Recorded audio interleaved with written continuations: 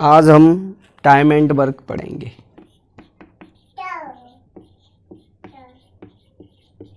यानी कार्य और समय।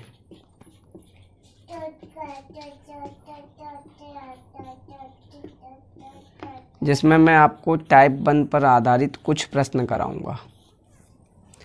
टाइप 1 पर आधारित जो प्रश्न होंगे वो दिनों पर आधारित प्रश्न होंगे।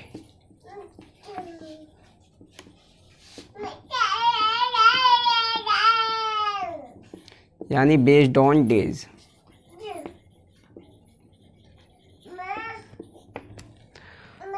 तो इसमें हम पहला प्रश्न करने जा रहे हैं टाइम एंड वर्क में, जिस पर दिनों पर आधारित प्रश्न है। जैसे कि पहला प्रश्न है कि ए कोई काम को 10 दिन में करता है। ए किसी काम को 10 दिन में करता है और बी उसी काम को 15 दिन में करता है। बी उसी काम को 15 दिन में करता है। तो दोनों मिलकर उस काम को कितने दिन में करेंगे, ये आपका पहला प्रश्न है। तो आपने जब स्कूल में पढ़ते थे आप, तो आपने इस प्रकार के प्रश्नों को कैसे किया था? तब इस प्रकार के प्रश्नों को आप ऐसे करते थे कि जो टोटल काम होता था उसको आप 1 यूनिट मान लेते थे। ठीक है, 1 यूनिट। यानी 10 दिन में ए 1 यूनिट काम करता है। फिर हम 1 दिन का निकालते थे, तो 1 दिन में कितना यूनिट काम करेगा? 1/10। बी 15 दिन में 1 यूनिट काम करता है, तो बी 1 दिन में कितना करेगा? 1/15 यूनिट। अब हम दोनों का 1 दिन का काम निकाल लेते थे। जैसे दोनों का 1 दिन का काम निकालेंगे, ए प्लस बी का 1 दिन का काम, तो ये हो जाता था 1/10 प्लस 1/15। इसको सॉल्व करेंगे तो 30, 10 से 3 बार गया, 10 तिया 30, 15 से गया 2 बार, 15 दूनी 30, तो ये हो जाएगा 2, यानी 5/30। 5 से 30 कट गया 6 बार, तो ए प्लस बी का 1 दिन का काम आ जाता था 1/6 यूनिट। अब कुल का समय निकालना है आपको, तो क्या करते थे?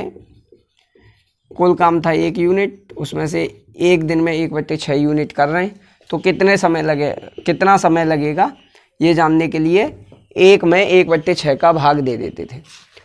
तो 1 में 1/6 का भाग देंगे तो अपना आंसर आ जाएगा 6 डेज। तो यहाँ पर क्या है, हमें फ्रैक्शन आ रही है इसमें, तो भिन्न आ रही है। तो जहाँ पे भिन्न आ गई वहाँ पे हमारी स्पीड स्लो हो जाएगी। कॉम्पिटिटिव एग्जाम में आपको भिन्न से नहीं जूझना है। भिन्न से बचने के लिए आप क्या करते हैं? जैसे ए 10 दिन में करता है और बी उसी काम को 15 दिन में करता है, तो हम एक ऐसा काम ले लेते हैं जो दोनों से कट जाए। यानी एक ऐसी संख्या लेते हैं जो दोनों से कटनी चाहिए, 10 से भी कट जाए और 15 से भी कट जाए। तो 10 तिया 30 और 15 दूनी 30, यानी दोनों का एलसीएम ले लेंगे, या कोई भी संख्या ले सकते हैं।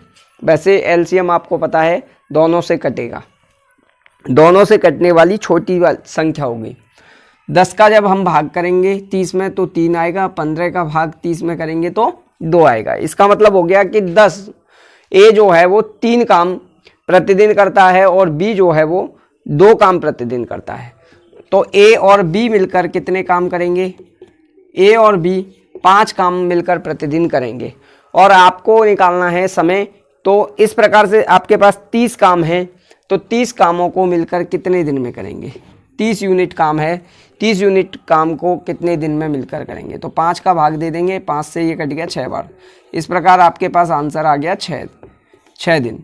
तो इस तरीके से हम यहाँ पर इस प्रकार के सवालों को हल करते हैं।